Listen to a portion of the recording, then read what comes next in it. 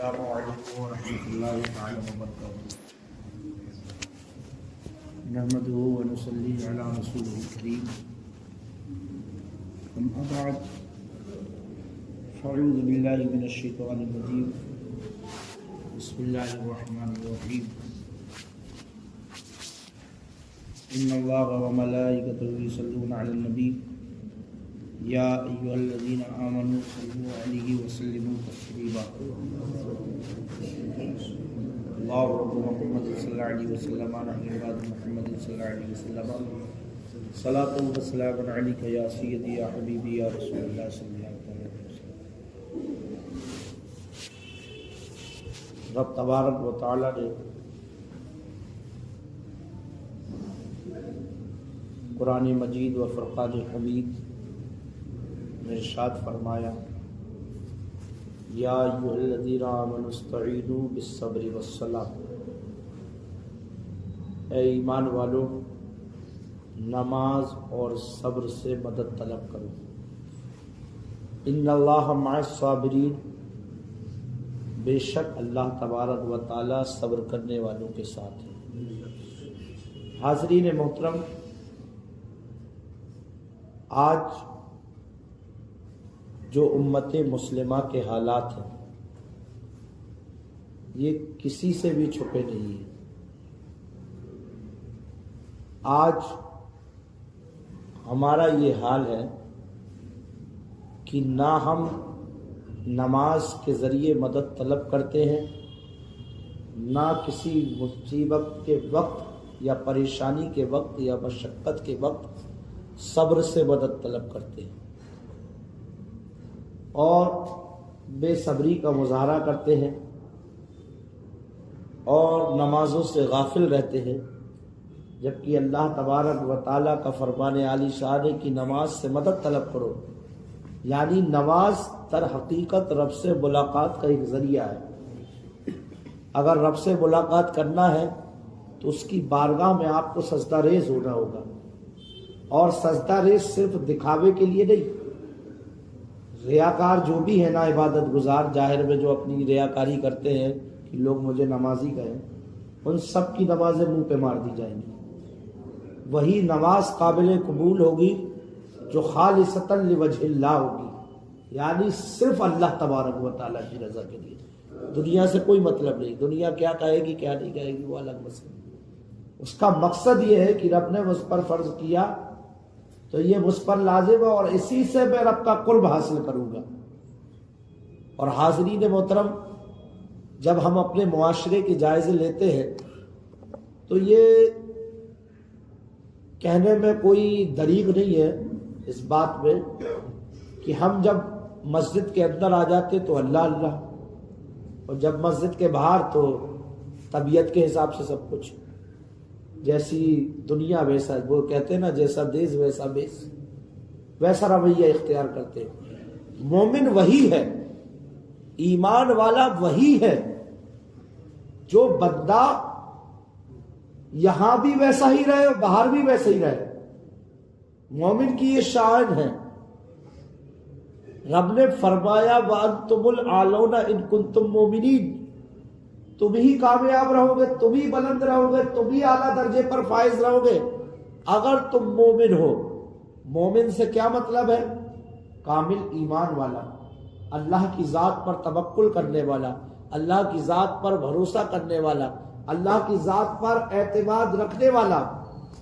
آج کفر و شرک کی آندیاں چل رہی ہیں، اور وہ جب سے دنیا ہے تب سے چل رہی ہے، اور وہ چلتی رہے گی، لیکن الحمدللہ رب العالمین اللہ تبارک و تعالیٰ اپنے نیک بندوں کے ایمان کی حفاظت فرماتا ہے، اور ان کے ذریعے سے جو ایمان والا ہوگا وہ کبھی کسی فریب میں نہیں آئے گا، وہ اللہ تبارک و تعالیٰ کی ذات پر بھروسہ رکھے گا۔ ہمارے آج کچھ ایسے بھائی بھی ہیں جو ایمان سے غافل ہو چکے ہیں، وہ ٹیکا لگوانے میں شرم محسوس نہیں کرتے، وہ مالا ڈالنے میں شرم محسوس نہیں کرتے، سب عمل ان کے ذریعے سے ہو رہا ہے۔ تو اب ایسے بندے جب کوئی عمل کرتے ہیں تو وہ ایمان کے حقدار رہیں گے، وہ صاحب ایمان رہیں گے۔ وہ اپنی ذاتیات کے لیے، وہ اپنی نفسیات کے لیے، اور رب نے فرمایا وَأَنْتُمُ الْأَعْلَوْنَ إِن كُنتُم مُؤْمِنِينَ، تم ہی بلند رہو گے جب کامل ایمان والے۔ جب بندہ مومن ہوتا ہے نا تو سوا وحدہ لا شریک کے کسی کو نہیں جانتا، وہی خدا ہے۔ ان اللہ یحیی و یمیت، بے شک اللہ ہی زندگی دینے والا ہے، وہی موت دینے والا ہے۔ اگر وہ جب تک نہیں چاہے گا دنیا کی کوئی طاقت کسی کو نہیں مار سکتی، اور جب تک اس نے حیات لکھی ہے کوئی بندہ ٹال نہیں سکتا۔ اب وجہ کیا ہوتی ہے کہ آج ہمارے حالات یہ ہیں، ہم کفر و شرک کو دیکھ کر آج ہمارے گھروں کا حال کیا ہے؟ ٹی وی چل رہی ہے، ٹی وی میں بھجن گا رہا ہے، ٹیلی ویژنوں میں، فلموں میں، اور ہماری ماں اور بہن بیٹھی ہے بیٹھ کے، اور سب چچا بابا سب بیٹھ کے سن رہا ہے۔ کفر سے راضی ہونا بھی کفر ہے۔ کفر سے سن رہا ہے نا، ہم اس کو اچھا سمجھ رہا ہے جب تو مزہ آ رہا ہے اس کو، تو اب تم لاکھ باہر ٹوپی لگا کے اور کرتا پجامہ پہن کے اور سب بالکل ہاں ہم ایمان والے، گھر میں تو بھجن سنے جا رہے ہیں، ایسے دسوں میری سامنے نظر، یہ میرے کانوں میں آواز تک آتی ہے، ارے وہ تو فلموں میں ہے۔ تو فلموں میں کیا ہے؟ کفر تو ہے نا، کفریہ گانے گایا جا رہا ہے، ہم سب جو ہے اس میں راضی ہیں۔ ہمیں کیا پتا کہ کفر کیا ہے؟ کفر ہی نہیں معلوم، علم سے آ رہی ہے، اور سب ارے بڑے مزے لے لے کے کچھ کا کچھ بکرا ہے، اپنے سب راضی ہے۔ ایمان حضور نے فرمایا، اس لیے تو فرمایا تھا کہ آخری وقت میں ایمان بندے کا ایسے نکل جائے گا جیسے آٹے میں سے بال نکل جاتا ہے، پتہ بھی نہیں چلے گا۔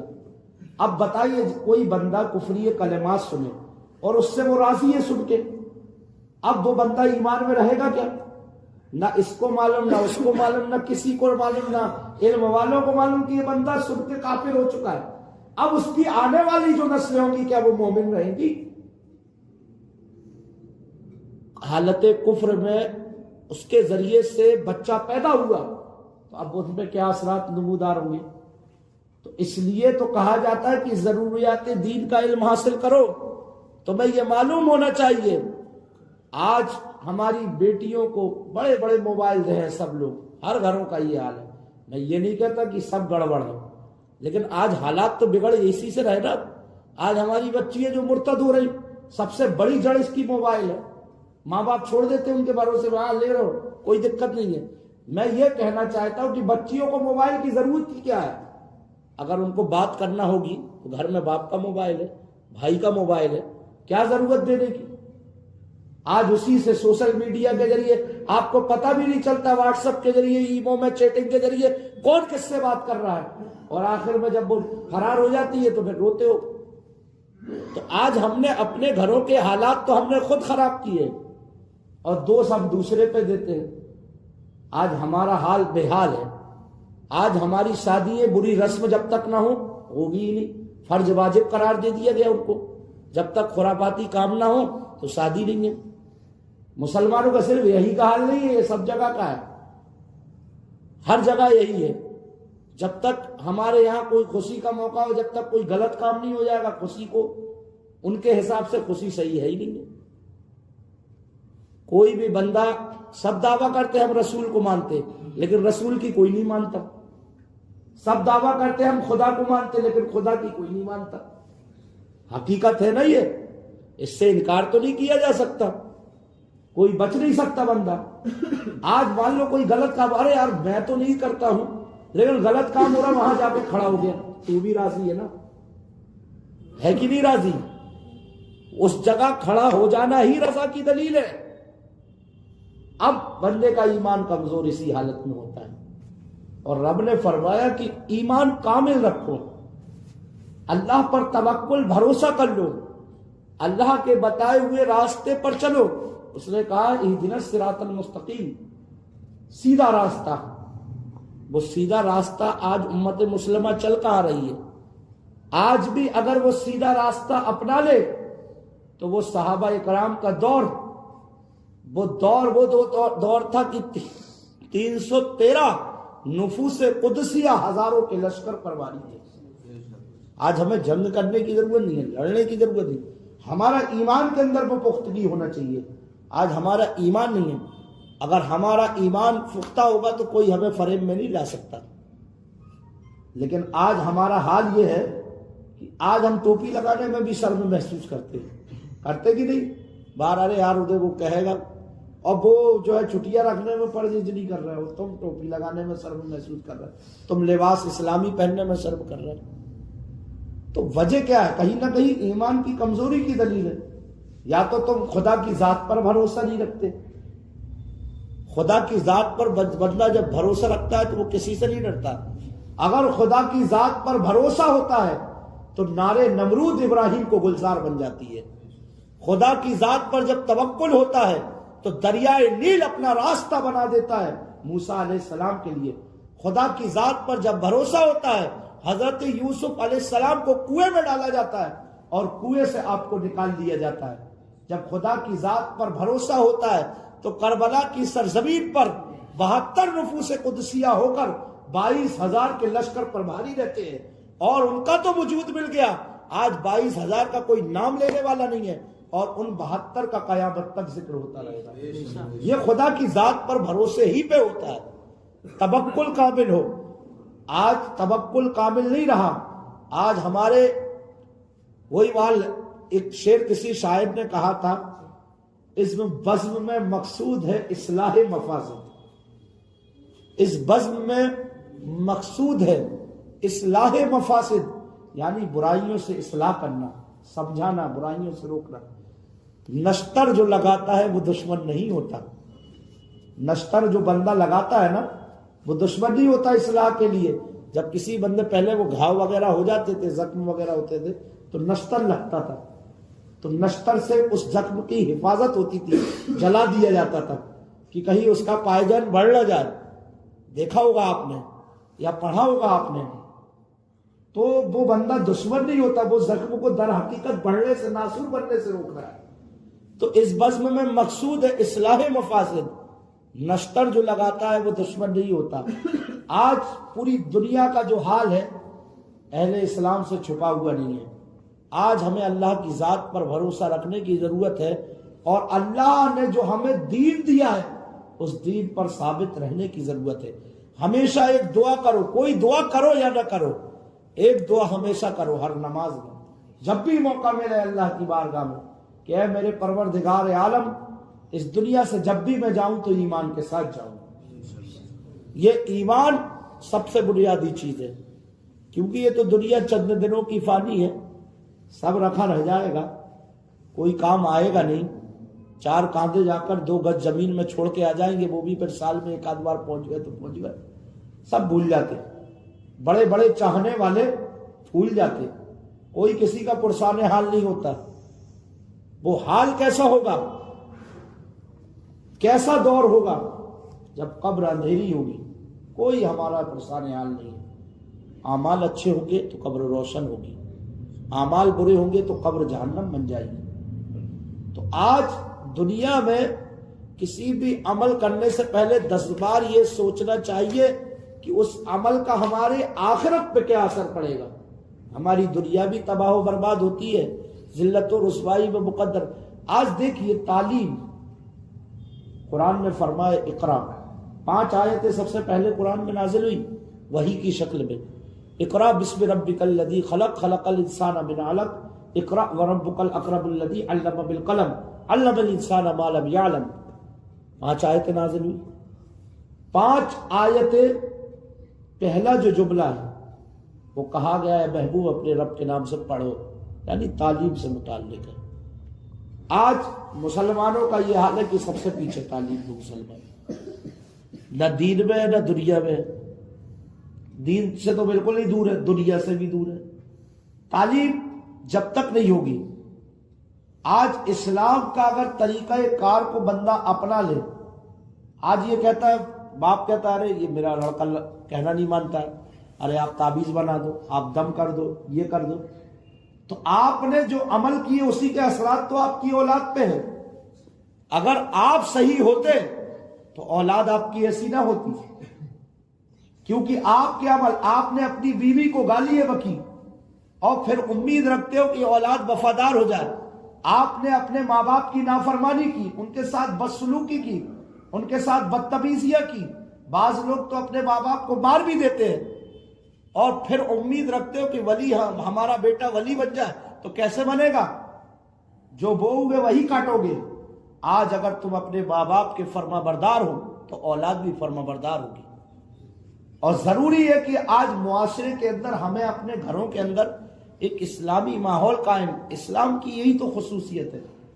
اسلام کی یہی تو آج لوگ کہتے ہیں کہ ارے اسلام میں پردہ اتنا زیادہ عورت کو قید کر دیا جاتا ہے، لیکن وہ یہ نہیں جانتے سونا کبھی روڈ پہ رکھا جاتا ہے، سونا کبھی گھر کے دروازے پہ رکھا جاتا ہے، سونا ہمیشہ تجوری کے اندر رکھا جاتا ہے.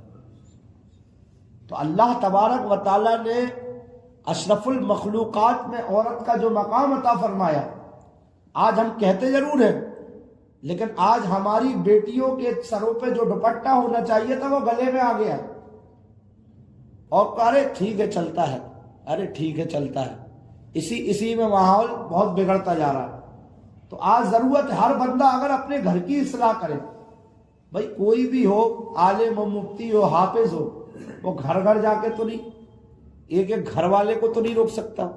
یہ منبر رسول ہوتا ہے، یہاں سے سمجھایا جاتا ہے، عمل کرنا آپ کا کام ہے. تو آج ہر بندہ اپنے گھر کی اصلاح کر لے کہ بے پردہ اپنی بیوی کو منع کرے نکلنے سے، اپنی ماں کو کرے نکلنے سے، اپنی بہن کو کرے نکلنے سے، اپنی بہن جو ہے بھتیجی کو کرے نکلنے سے، اپنی بیٹی کو کرے نکلنے سے، تو بلا شبہ اس کے اثرات نمودار ہوں گے. جو گھر کا مکھیا ہوتا ہے، ذمہ دار ہوتا ہے، اس کی تاثیر ہوتی ہے گھر والوں پر. لیکن آج ہمارا حال یہی ہے کہ ہم خود کو رہے. کوئی بھی اتنے یہاں بیٹھے ہوئے اور جتنے آتے ہیں چند ہی لوگ ہوں گے جو اپنے گھٹنے کو نہ کھولتے ہو گھر والوں کے سامنے. چند ہی لوگ ہوں گے. آپ کو یہ مسئلہ نہیں معلوم کہ گھٹنا سے لے کے ناف تک مرد کا ستر عورت ہے، فرض ہے چھپانا. کیا ہے؟ جیسے نماز پڑھنا فرض ہے نا آپ پہ، گھٹنے سے لے کر ناف تک آپ کو چھپانا فرض ہے. لیکن صاحب جو ہے کھولے رہتے ہیں گھر والوں کے سامنے، تو اس سے تو بے حیائیاں پیدا ہوں گی. اسلام نے جس چیز کو فرض کیا آپ اس کو کھولنا حرام ہے. کھولے گا فرض کا ترک کرے گا، حرام کا مرتکب ہوگا. یہ کسی کو نہیں معلوم مسئلہ، اور نہ کبھی کوئی جاننے کی کوشش کرتا ہے، اور کہیں نہ بتایا بھی نہ گیا ہو. تو آج یہ بنیادی چیزوں سے ہم ابتدا کریں. ہمیں معلوم ہے کہ بیٹھ کے پانی پینا سنت ہے، لیکن ہمارے نوجوان کھڑے بہت تو یہ کہ چچا لوگ بھی کھڑے اپنے سب نہ دیکھ رہے ہیں موقع نہ محل. اسلام کی خوبصورتی ہے یہ. ایک ایک چیز پہ آپ غور کرو گے نا. آپ گھر میں جب بیٹھ کے کھانا کھاتے ہو نا، آپ کو کھانا کھانا آپ کی ضرورت ہے، پانی پینا آپ کی ضرورت ہے، قضائے حاجت کے لیے جانا آپ کی ضرورت ہے، لیکن آپ اس میں بے شمار ثواب کما سکتے ہیں. وہ کیسے؟ کھانے میں برکت اللہ تبارک و تعالیٰ عطا فرمائے گا. کھانا ہاتھ دھو کر کھانا سنت ہے. کھانا بسم اللہ الرحمن الرحیم اور بسم اللہ والا برکت اللہ پڑھ کر کھانا سنت ہے. کھانا تسلی سے کھانا سنت ہے. کھانا ننگے سر نہیں کھانا چاہیے، سر ڈھانپ کے کھانا چاہیے. ٹوپی میسر ہے ٹوپی رکھ لو، رومال اگر ملے تو رومال رکھ لو. ننگے سر نہیں کھانا چاہیے. اور کھانا سکون و اطمینان کے ساتھ کھانا چاہیے. پھر چوس چوس کے 3 بار پانی پینا چاہیے. یہ سب سنتیں ہیں. آپ کی یہ ضرورت ہے. آپ چاہو تو آپ پھٹافٹ الٹے سیدھے کھا کے چلے جاؤ، پیٹ تب بھی بھر جائے گا. لیکن آپ اگر سنت سے کھاؤ گے تو سنت کا ثواب الگ ملے گا. اب اس کھانے کے اندر تو برکت پیدا ہوگی. ایک وقت کا واقعہ ہے کہ حضرت نوح علیہ السلام کا زمانہ تھا. ایک بندہ بڑا لہیم سعید تھا. اس کا عالم یہ تھا، اس کے بارے میں آتا ہے روایت کے اندر کہ وہ سمندر کی مچھلیوں کو پکڑ کے سورج میں بھوج کے کھاتا تھا. کس میں؟ اتنا اونچا تھا وہ. رہا ہوگا کوئی بندہ. اب حضرت نوح علیہ السلام نے اس کو آدھی روٹی، ایک روٹی یا آدھی روٹی دی غالباً، کہا کھا لو. تو اس نے کہا اے نوح، اس سے میرا کیا ہوگا؟ یہ تو میری ایک داڑھ میں چپک جائے گی. کہا اس سے کچھ نہیں ہوگا. میرا بس اتنا عظیم الجثہ شخص، اتنا جسم، بڑے جسم والا شخص، میرا ایک چھوٹی سی روٹی کے ٹکڑے سے کیا ہوگا؟ کہا تو بسم اللہ پڑھ کے کھا تو. بسم اللہ پڑھنا تھا. ایک ہی روٹی کی غالباً روایت ہے کہ وہ آدھی ہی روٹی کھا پایا اور کہا میرا پیٹ بھر گیا. تو بسم اللہ کی برکت یہ سنت سے جب بندہ بسم اللہ پڑھتا ہے تو اس کھانے میں شیطان شریک نہیں ہوتا. اور جب بندہ بسم اللہ نہیں پڑھتا، ایسے ہی قضائے حاجت کے لیے آپ استنجا کرنے کے لیے آتے تو ٹوپی وغیرہ لگا کے جائیں یا سر پہ کچھ رکھ کے جائیں، ننگے سر ہرگز نہیں جائیں، کیونکہ اس مقام پر دوسری ایسی مخلوق ہوتی ہے جو آپ کو نقصان پہنچا سکتی ہے. یہ جو اسلام نے جو ادب سکھایا ہے کہ آپ جاؤ تو دعا پڑھو، کون سا مذہب ایسا ہے؟ بتا دو کوئی مذہب ہو، اٹھا کے لے آؤ پوری دنیا کے اندر سے کوئی مذہب جو دین اسلام ہے کہ آپ قضائے حاجت کے لیے بھی جا رہے تو دعا پڑھ کے جاؤ. اللہم انی اعوذ بک من الخبث والخبائث، اے اللہ میں تیری پناہ مانگتا ہوں ہر جو ہے خبیث اور جو ہے خبیث قسم کی جو ہے مخلوق سے کہ تو میری حفاظت فرما. یہ دعا ہے. اب قضائے حاجت کے لیے استنجا خانے میں داخل جو ہونا ہے وہ بایاں پیر داخل کرنا ہے، پہلے الٹا داخل کیا جائے گا، اور جب آپ کو باہر نکلنا ہے تو دائنا پیر سیدھا کرنا. مسجد میں آنا تو دائنا پیر داخل کرنا ہے اور دعا پڑھنا اللہم انی اسألک من فضل اللہم افتح لی ابواب رحمتک. کیا ہے اس دعا کا مطلب؟ اے اللہ اپنی رحمت کے دروازے مجھ پر کھول دے. اب باہر نکلنا ہے تو بایاں پیر باہر پہلے نکالنا ہے، اور کیا دعا پڑھنا ہے؟ اللہم انی اسألک من فضلک ورحمتک، اے اللہ میں تجھ سے تیری رحمت اور تیرے فضل کا سوال کرتا ہوں، اس کو مانتا ہوں کہ اپنا فضل اور رحمت مجھ پر نازل. جب بندہ یہ صبح شام عمل کرے گا تو اس کی زندگی خوشگوار نہیں ہوگی، اس کی اولاد فرما بردار پیدا نہیں ہوگی. کون سا ایسا مذہب ہے جس نے اتنی باریکیوں پہ جو ہے روشنی، ہر چیز کی دعا ہے، ہر ایک سنت کے مطابق عمل کرنے کا، چاہے وہ معاشرتی زندگی ہو، چاہے وہ استواسی زندگی ہو، چاہے وہ شادی شدہ زندگی ہو، چاہے وہ بچپنے کا عالم ہو، چاہے وہ جوانی کا عالم ہو، چاہے وہ بڑھاپے کا عالم ہو. کون سا ایسا مذہب ہے؟ صرف اسلام کی خصوصیت یہ کہ اسلام نے ہر چیز کا پھر بھی ہم جاہل، پھر بھی ہم اس سے لا علم ہے. ضروری نہیں ہے ہر بندے کا عالم بننا، لیکن اتنا تو علم ہونا چاہیے کہ کس چیز کو جو ہماری روزانہ کی ضرورتیں ہیں، کھانا پینا اٹھنا بیٹھنا رہنا سہنا، ان چیزوں کو بھی اگر ہم نہ جان پائیں تو اس لیے کوئی بھی بندہ جو بالغ ہو جاتا ہے، خاص طور سے مرد، اس پر گھٹنے سے لے کر ناف تک چھپانا فرض ہے. ایسا لباس آپ پہنے کہ جو ہے یہ چیز چھپی رہے، ورنہ آپ ہزاروں مرتبہ حرام زندگی میں جتنے دن اس دن اتنے دن حرام کر رہے. حرام صرف شراب پینا نہیں ہوتا ہے، حرام صرف زنا کرنا نہیں ہوتا ہے، حرام صرف چوری کرنا نہیں ہوتا ہے، حرام صرف کسی کا مال غصب کرنا نہیں ہوتا ہے. یہ روزمرہ کے حرام عمل ہیں. تو یہ چیزیں ہماری کہیں نہ کہیں زندگیوں پہ بڑا اس کا اثرات ہوتے ہیں. ہم سمجھتے ہیں ارے یار ہم تو نماز بھی پڑھ رہے، ارے ہم تو روزے بھی رکھ رہے، ہم تو یہ بھی کر رہے، پھر بھی ہم کیوں؟ کہیں نہ کہیں ہم اللہ کی ایسے عمل کے ذریعے ناراضگی مول لے رہے ہیں جو ہمیں پتہ بھی نہیں ہے. تو اس پر آپ توجہ، یہ چھوٹی موٹی چیزیں. اور دیکھیے ایک بات ہمیشہ ذہن میں رکھیے، میں ہوں یا کوئی بھی پڑھا لکھا آدمی، قرآن مقدس میں فرمایا گیا فَاسْأَلُوا أَهْلَ الذِّكْرِ إِن كُنتُمْ لَا تَعْلَمُونَ، اہل علم سے ہر اس بات کا سوال کرو جو تم جانتے نہیں. پوچھنے میں شرم مت محسوس کرا کرو، پوچھا کرو، جانکاری لینا چاہیے. اس میں یہ نہیں کہ ارے ہم کیوں، ارے مفتی صاحب سے ارے کیسے پوچھیں گے، یہ کیا. آؤ، یہ دارالفتہ اسی لیے کھلا ہے کہ تمہارے سوالوں کا تمہیں جواب دیا جائے، تمہاری زندگی کو بہتر بنایا جائے. یہ مسجد اسی لیے ہے کہ تمہاری زندگی کو بہتر بنایا جائے. صرف یہاں نماز پڑھنے کے لیے نہیں آتے تم، بلکہ اپنی زندگی کی بہتر اصلاح کے لیے بھی آتے ہو تم. تو پوچھو، سوال کرو علم والوں سے، چھوٹے چھوٹے مسئلوں پہ بھی پوچھو، گفتگو کرو. اس میں آپ کے علم میں بھی اضافہ ہوگا اور جو ہے آپ کے ذریعے سے دوسروں کی بھی اصلاح ہوگی. آپ کے ذریعے آپ کو وہ چیز پتہ چلی، آپ دوسرے کو بتائیے. اب بہت سی چیزیں ایسی اٹکل پچو چل رہی ہے آج تک کہ وہ آج تک نہ ان کا کتابوں میں کوئی معاملہ ہے، اور لوگ ارے یار انہوں نے یہ کہا، فلاں نے یہ کہا، وہ ایسا وہ ایسا، نئے نئے مسئلے چلتے رہتے. پہلے وہ جہالت ایک چلتی تھی، اب تو پتہ نہیں، اب تو بیداری آ گئی کہ خنزیر کا نام لے لو تو 40 دن زبان ناپاک، جبکہ قرآن مقدس میں خود خنزیر کا لفظ آیا۔ کسی شے کے نام لینے سے تھوڑی زبان ناپاک ہو جائے گی، چلتی تھی کہ نہیں جہالت، اور آج بھی ہوگا ایسا بہت کچھ۔ اب بہت سی چیزوں کا وجود ختم ہوتا جا رہا ہے۔ آج جیسے 40 میں آج بھی رات میں روح نکالنے کے لیے تیار بیٹھے رہتے، ابے روح نکل چکی، کتنے بار نکلواؤ گے؟ ہزاروں بار نکلواؤ گے؟ کروں روح تو جہاں نکلنا تھی چلی گئی۔ ہاں نیک لوگوں کی روح جو ہے اللہ تبارک و تعالیٰ انہیں یہ اجازت عطا فرماتا ہے، نیک روح ہوگی، وہ اپنے اہل و عیال کو دیکھنے کے لیے آتے ہیں ہر جمعے کے دن اجازت، اور وہ جہاں جانا چاہتے جاتے ہیں۔ یہ نیک لوگوں کی روحوں کا ہے۔ اب تم 40 دن بعد روح نکال رہا ہے، کہیں کچھ کر رہا ہے، ڈھونک کر رہا ہے، ڈتورا کر رہا ہے، عورتیں جگ رہی رات بھر، ارے کیا ہے یہ جہالت؟ یہ کون سا اسلام ہے؟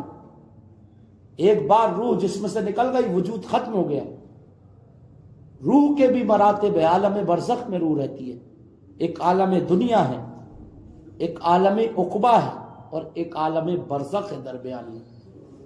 جو اعلیٰ علیین کا لفظ قرآن مقدس کے اندر آیا، جو بہت اچھی روح ہے، جیسے نبیوں کی روح ہے، اولیاء کی روح ہے، نیک بندوں کی روح ہے، نیک مومنین کی روح ہے، وہ اعلیٰ درجے پہ ہے، ان کو اختیارات ہے اللہ تبارک و تعالیٰ نے عطا فرمایا جہاں وہ جانا چاہے جائے۔ اور جو جتنی گناہگار روح ہوگی اس کو قید و بند میں رکھا جائے گا۔ تو اب بہت سے ایسی چیزیں ہیں جن کا اسلام سے کوئی لینا دینا نہیں ہے، وہ چیز اب جیسے کوئی بہت سی چیزیں ایسی ہیں، اتنی جہالت کا مظاہرہ ہوتا ہے۔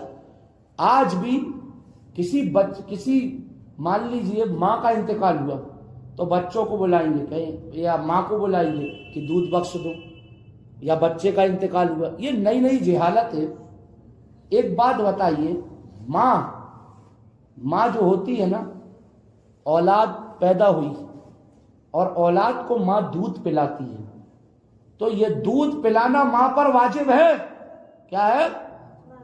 واجب ہے۔ ماں اگر نہیں پلائے گی تو گناہگار ہوگی، کیا ہوگی؟ اس پر جو ہے لازم ہے۔ اب مان لیجئے یہ ماں پر لازم تھا، اللہ کی طرف سے یہ مسلط ہے حکم اس پہ۔ اگر کوئی ماں بغیر کسی عذر شرعی مان لو بیماری وغیرہ ہے تو بات الگ ہے کہ میرے بچے کو بھی اس سے انفیکشن ہو جائے گا، دوسرے ڈاکٹروں نے منع کیا، وہ الگ بات، لیکن ہونے کے بعد بھی کوئی بیماری نہیں ہے اور وہ اپنے جسم کی بناوٹ کے لیے دودھ نہیں پلا رہی جیسے آج کل ماڈرن زمانے میں چل رہا ہے، تو ایسی ماؤں پر اللہ کی سخت لعنت ہے۔ اور جو ماں اگر کسی اور وجہ سے نہیں پلا رہی، کوئی سبب نہیں ہے، کوئی عذر شرعی نہیں ہے، ایسی ماں سخت گناہگار ہوگی۔ اب ماں پر لازم ہے کہ اپنی اولاد کو دودھ پلائے، اب بچے پر کیا لازم ہے کہ بچہ بڑا ہو کر ماں باپ کی فرمانبرداری کرے، یہ اولاد پہ حق ہے۔ ایسے ہی رہتی زندگی میں مہر کبھی ادا نہیں کریں گے، جب مر جائیں گے تو مہر لے کے تو ہے میت کے پاس گہوارے کے پاس لے کے مہر ادا کروانے آ جائیں گے۔ ارے کیا ہے یہ؟ رہتی زندگی میں ادا کرو نا حقوق، یہ سب مرنے کے بعد کیوں یاد آتا ہے؟ جو چیز حقیقت میں ہوگی، اب اس کا بیوی کا مہر آپ نے دے دیا، اب وہ اس کی مالک و مختار ہے۔ یہ نہیں کہ آپ اسٹائل یہ اپنا اور دے دو اور کہہ دو لے آؤ، یہ والا کام نہیں۔ دے دیا تو مطلب دے دیا، اب وہ اپنی مرضی سے دے دے کہ ارے میں کیا کروں گی، یا وہ اپنے بچوں پہ خرچ کر دے، وہ ایک الگ مسئلہ ہے، مالک و مختار ہے۔ تو ایسی نوبت ہی کیوں ہے کہ میت اب جب وہ مر گیا تو وہ کیسے معاف، مطلب وہ مر گئی تو کیسے معاف کرے گی مہر؟ بتاؤ، کرے گی مال؟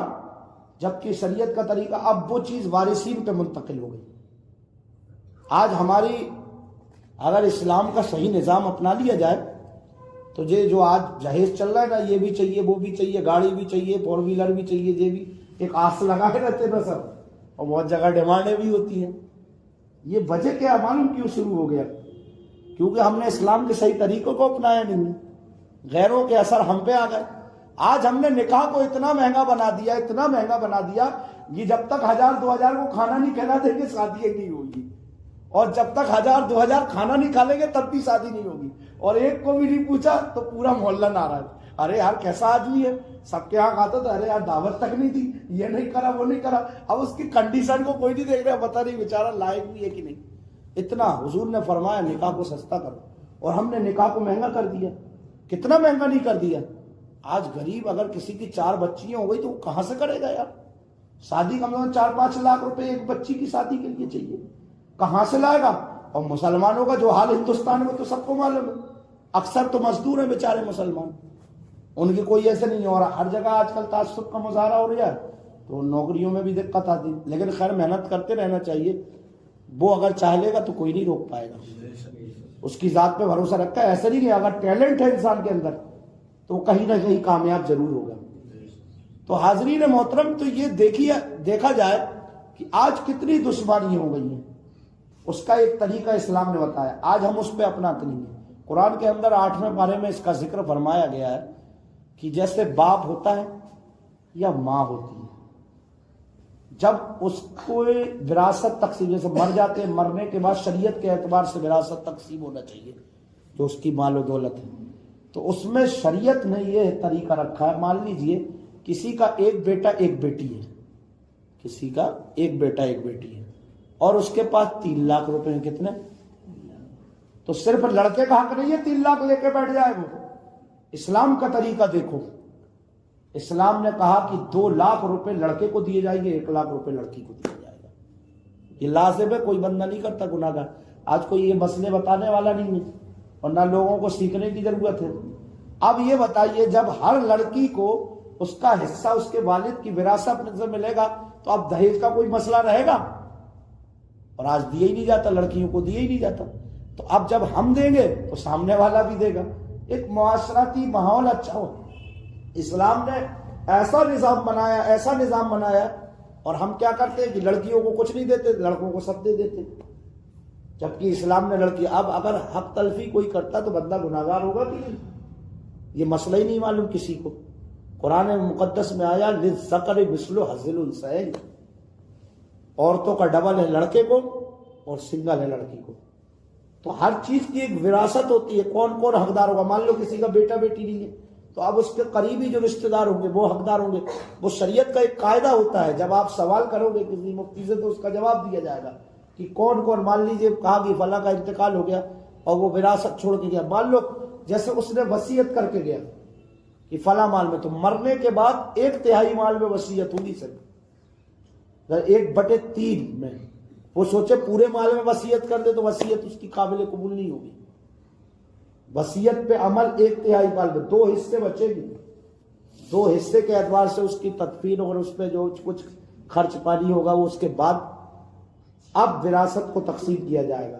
تو اب مان لیجیے جو میں اصل مسئلہ بول رہا تھا کہ کسی عورت کا مہر کسی نے معاف نہیں کیا, وہ مر گیا, تو اب اس کو ادائیگی کیسے ہوگی؟ اس کے معاف کر, اس کو عورتیں زبردستی کہیں گی معاف کرو معاف کرو معاف کرو. اب وہ بھی جاہل کا, ارے ٹھیک ہے شوہر تھا بیچارہ معاف کر دو. پتہ نہیں یہی قرض کے اوپر اس کی پاسپورٹ نہ ہو جائے قیامت کے دن, معاف کرو. عورت یہی سوچتی نا, ہر عورت یہی سوچتی ہے. لیکن طریقہ شریعت نے کیا بتایا اس کا کہ اگر کوئی بندے کا انتقال ہو جائے, اس نے مہر ادا نہیں کیا, تو حکم یہ ہے کہ اس کی جو وراثت ہے اس میں سے جب شریعت کے اعتبار سے اس کے وارثین کو تقسیم کرنے سے پہلے اس مال میں سے اس کا مہر اس کی اولاد اپنے باپ کی طرف سے اپنی ماں کو دے. یہ اس کا طریقہ ہے. تو اس کی ادائیگی ہو جائے گی. باپ کا جو پیسہ ہے تو شریعت کے اعتبار سے جتنا مال بچا بعد میں تقسیم کریں آپس میں. پہلے اس پیسے میں سے نکال کے جو اس کا قرضہ تھا قرض وغیرہ ادا کریں, اور جو مہر وغیرہ اس نے اپنی بیوی کے حقوق ادا نہیں کیے تھے وہ مہر اٹھا کر جو ہے جتنا تھا اپنی ماں کو سپرد کریں. یہ وارثین کی ذمہ داری ہے. اب معاف کرانے سے کیا ہوتا ہے؟ اب کوئی زور زبردستی معاف کر دے وہ ایک الگ مسئلہ ہے.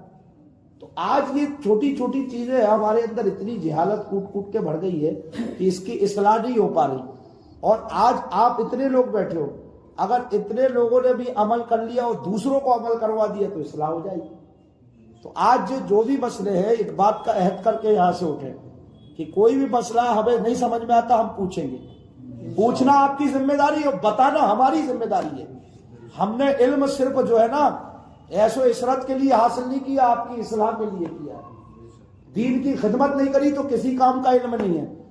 اپنے علم سے جو فائدہ دوسرے کو نہ پہنچے تو کسی کام کا علم نہیں ہے. بروز قیامت وہ علم اس کے منہ پہ مار دیا جائے گا.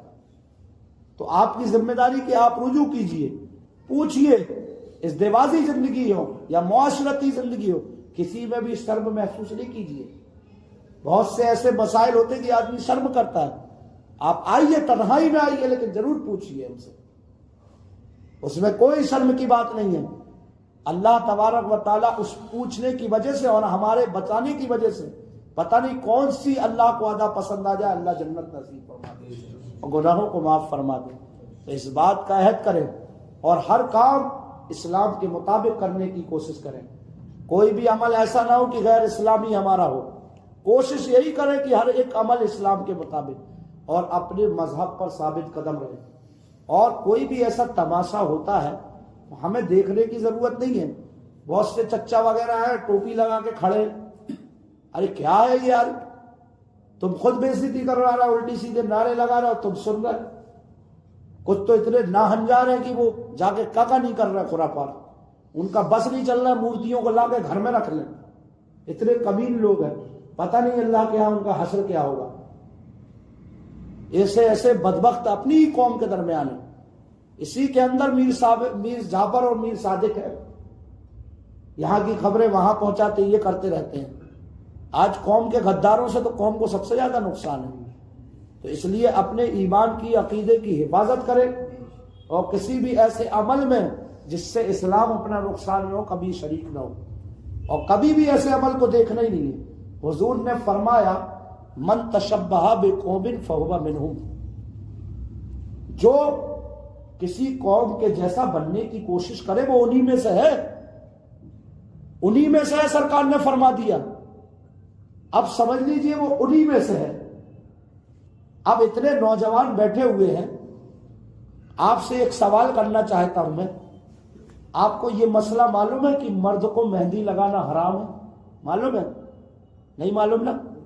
بہت سو کی شادی یہ بھی ہو گئی، لگی ہوئی گی پہلے، آپ جن کی ہونا ہے شادی، مرد کے لیے مہندی حرام ہے۔ کیا ہے؟ کیونکہ عورت کا زیور ہے۔ لیکن اب بہن آئے گی، چچی آئے گی، ارے بیٹا لگا لو، نہیں تو پتہ نہیں کیا ہو جائے گا، پتہ نہیں کیا ہو جائے گا۔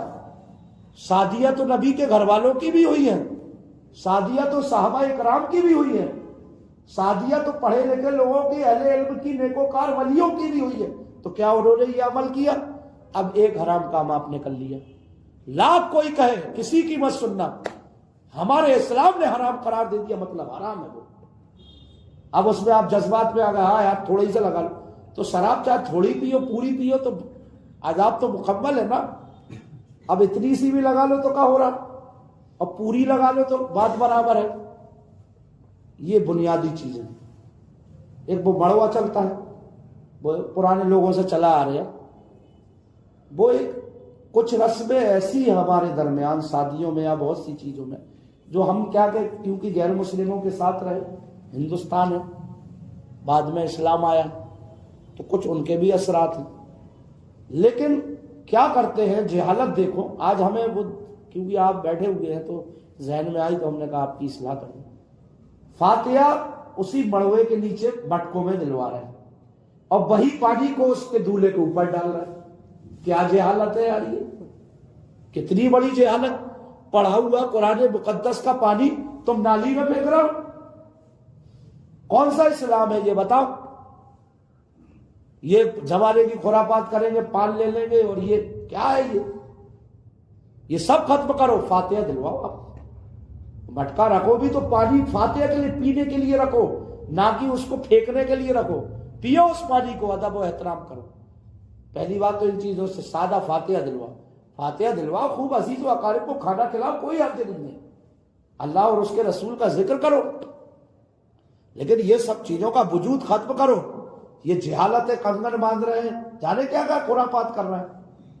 ہلدی کا جہاں تک مسئلہ ہے، ہلدی لگانا جائز، لیکن نیت بندے کی یہ ہونا چاہیے کہ اس مطلب دولہے کے لیے نہیں کہ پورے پریوار کو، جو جا رہا نمازی بھی جا رہا زبردستی اس کو لگا رہا ہے، کیا ہے یار یہ؟ اب وہ کترا رہا، جبکہ نماز تو ہو جائے گی اس کی، کیونکہ ناپاک شے تو ہے نہیں، لیکن مسئلہ کیا، وہ کترا ہے، ارے یار میرے کپڑوں میں ہلدی لگی ہے، میں نماز کیسے پڑھوں گا، سب میرے کو دیکھیں گے، آتا ہے وہ۔ اب اس ٹائپ کی نماز جو چھوٹی، اس کا ذمہ دار کون ہے؟ اور یہ 3-4 دن تک نہیں نہانا، یہ کون سی کتاب میں لکھا ہو، کون سی شریعت ہو، کون سا اسلام؟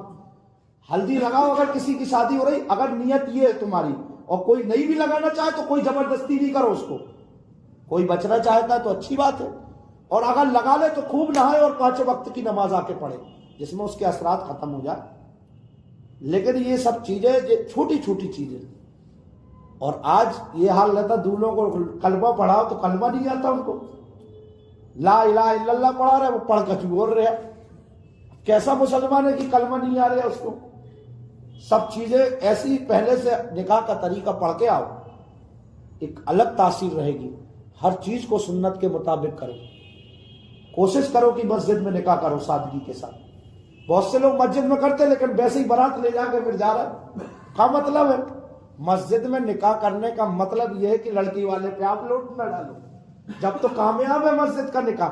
یہاں نکاح کر لیا، ارے صاحب مسجد میں نکاح کرا اور 500 باراتی لے کے پہنچ گئے، تو کیا مطلب نکلا؟ کوئی نتیجہ نہیں نکلا مسجد میں نکاح کا۔ مسجد میں نکاح تبھی فائدے مند ہوگا جب آپ اپنے ولیمہ کرو تو بلاؤ جس کو بلانا ہے، بھائی لڑکی والے پہ لوٹ نہ ڈالو 10-5 لوگ۔ ایسا بھی کچھ ایک جگہ میں نے بمبئی میں شادی دیکھی تھی، بڑی اچھی لگی۔ آج وجہ کیا ہے نا، آج ہم میں جو اپنے بچوں کو تعلیم میں پیسہ لگانا چاہیے وہ ہم شادیوں میں برباد کر دیتے ہیں، فضول بھی ہوتا ہے۔ آج کل ایک نئے فیشن ہوگا، ہلدی سیریمنی، مہندی سیریمنی، نئے ناٹک چلنے لگے۔ جب تک 2-4-10 ہزار کی جو ہے کیمروں میں ویڈیو نہیں بنے گی تو کچھ نہیں ہوگا، ہے کہ نہیں؟ ہلدی کے نانے جب تک جو ہے اس کے ہلدی لگانے والے نہیں آئیں گے، مہندی لگانے والے نہیں، مہندی نہیں لگے گی۔ ایک نئے اسلام میں سب کو پیلے کپڑے پہننے، ارے یہ کون سا اسلام ہے میرے بھائی؟ جب تک پیلے کپڑے گھر کی خواتین نہیں پہنیں گی تو سمجھ لو رسم ہی نہیں ہوگی۔ اب وہ پورے پیلے، گھر والا بیچارہ چاہے غریب ہو پیلے کپڑے سب کو خریدے، کہاں سے لائے گا وہ؟ مطلب ایک چیز ختم ہوتی ہے 10 شروع ہو جاتی ہے، اور یہ سیکھ کہاں سے رہے؟